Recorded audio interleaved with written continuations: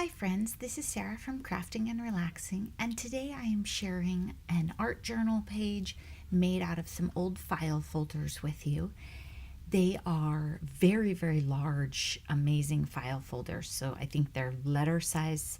It's 14 by 18 when you open it up, and I decided I would rather have them smaller, so I'm experimenting. I cut one in half and I'm going to do an art journal page on it to see how I like it. And I'm trying to decide how I would assemble a junk journal and if I want the whole page as I'm demoing here. I would assemble the book slightly different if I want it that way. And honestly, I haven't decided yet at the end of this video, but I just wanted to roll this out and share it with you so you can see it. The video, almost all of it, is in 3 times speed. I've gessoed the page and then I let it dry and then I cut it down, and I am using stencils and some Heidi Swapp spray inks in a variety of colors. And I have a bunch of different fades in here on the camera, and I don't know if you'll notice those, but if you're trying to figure out when I do my drawing, I usually put a fade in so you don't have to watch me with my heat embosser. I wanted my greens and blues to stay separate a little more, and I'm just coming back in with random stencils. That these are all thrift store stencils. I think I got them in a pack for maybe $1, and there were a bunch of squares, and so I'm testing them out. That was one of my weekend excursions. Again, I've let it dry, and then I'm coming back in with the golden fiber paste that I got at a giveaway. You watch these videos and you think, oh, I have tons of stuff, but I'm actually super frugal, bit of a greenie too, so I like to use a lot of what I have. So I'm just putting the paste on the page, and one thing I wanted to experiment here was if I added the texture, how would the ink move around it? And you'll see that in a minute. I wish I would have put a little bit more color on the page before I introduced the fiber paste, but that's learning and experimenting with different projects, right? I've got that on, and I like the combination of the circles and the squares and the texture different. And you see I keep coming back with junk mail. I like to use the insides of the envelopes and that sort of thing to punch circles out of or use for embellishments. I think I have some really old videos about that. It's even more fun if they have ink and other junk on them. I don't like to take rags or paper towels and just take all that amazing ink and paper and throw it away.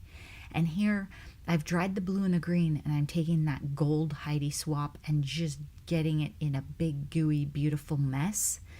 And then I'm trying to dry it and move it around on the page. So this part I didn't edit out so you can see. I love it at this point. I keep going. I don't know, right, wrong, or indifferent. You can decide, but you can learn from what I do. I like the horizontal drips and the vertical drips and the fact that it goes all over. And then I just added a whole bunch more. And then I smushed it together, which I didn't love the smush. Usually I like that a lot in acrylic paint. I didn't like it so much here. And then I took my sprayer, any water bottle will do, and sprayed. This part I kind of liked because the green and the gold mixed, and it just gave the page more interest. It gets a little messy. Anytime you're using water-based products like dilution sprays or the Heidi Swapp sprays, they're going to reactivate. So when you hit it with water, you have to be committed and be careful that you're using similar colors unless you've put like a coating or clear gesso or something over it. Then I tried to smush it with the envelope. Maybe I should have taken a tissue and taken it out, but I chased it across the page. That was kind of fun.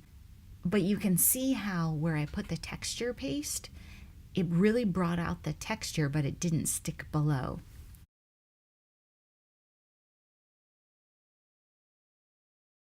These circles that you see are, I took a circle punch and punched some junk mail that came because it was teal and I liked the color. I don't always have a plan, and I set them aside and then I used them for this page.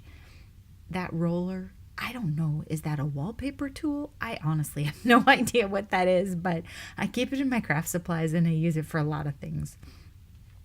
Then at some point I found the gel medium that I couldn't find, or realized it was handy, so I put it over the top.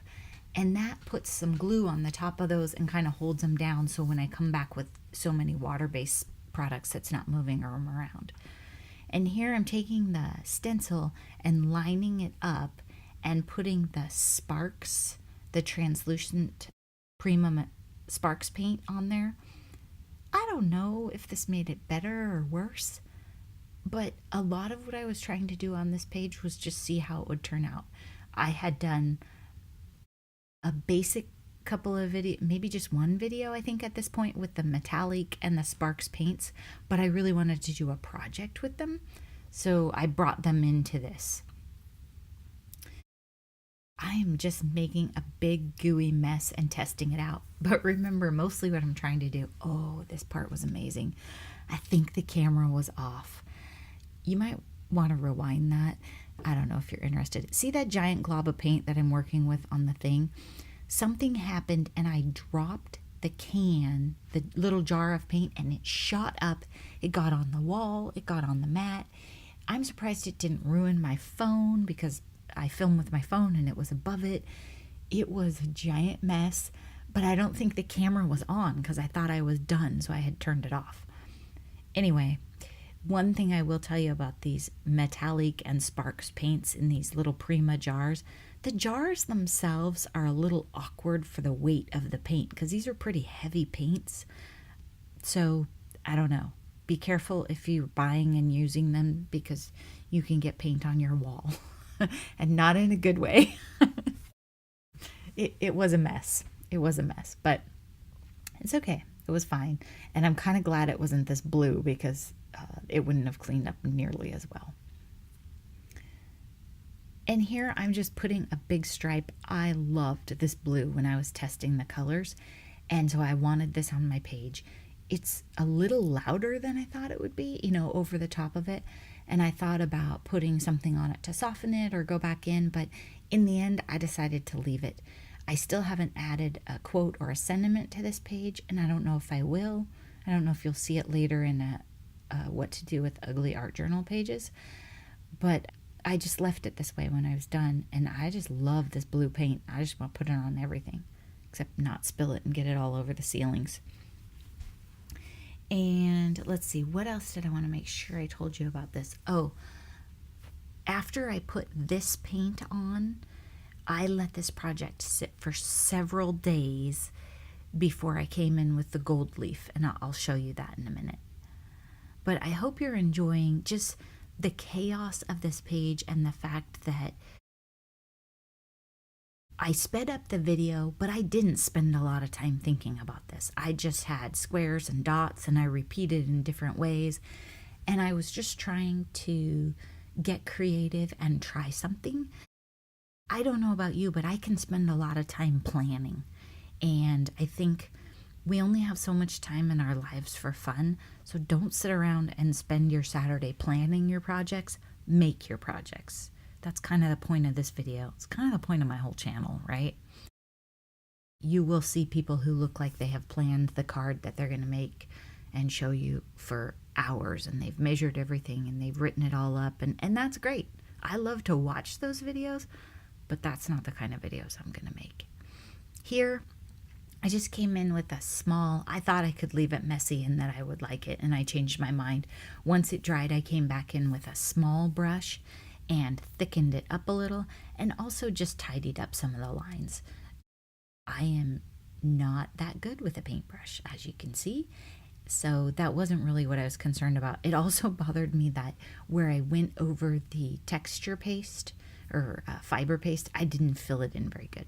So I just went back, tidied it up a little with a small brush and that same paint. I thought about layering a different blue, but I just love that one. And okay, I let it dry for days and it was sticky. I don't know if that's because I added water or because of the Heidi Swap paste on top of gesso. So if you have a project that's sticky and you're trying to figure out what to do with it, put paint or paste or something over it. Or if you have gold leaf sitting around that you got for free at the calligraphers conference that you're not really sure what to do with, stick it on there. So I'm just patting the page and finding the sticky places, and then I'm putting that gold leaf on it, and then I don't have sticky places on my page. It is not rocket science, and it works perfectly. If you have jars of gold leaf or any projects that it came in a kit, that would work perfectly. I hope you enjoyed this video and got some ideas from this crazy art journal page. And I'm sure you'll see this assembled in a junk journal sometime soon. It's on my project list. Thank you so much for watching. And if you enjoyed this video, be sure to give it a thumbs up and subscribe to my channel if you haven't already. Again, thank you so much for watching. I really appreciate it. Bye-bye.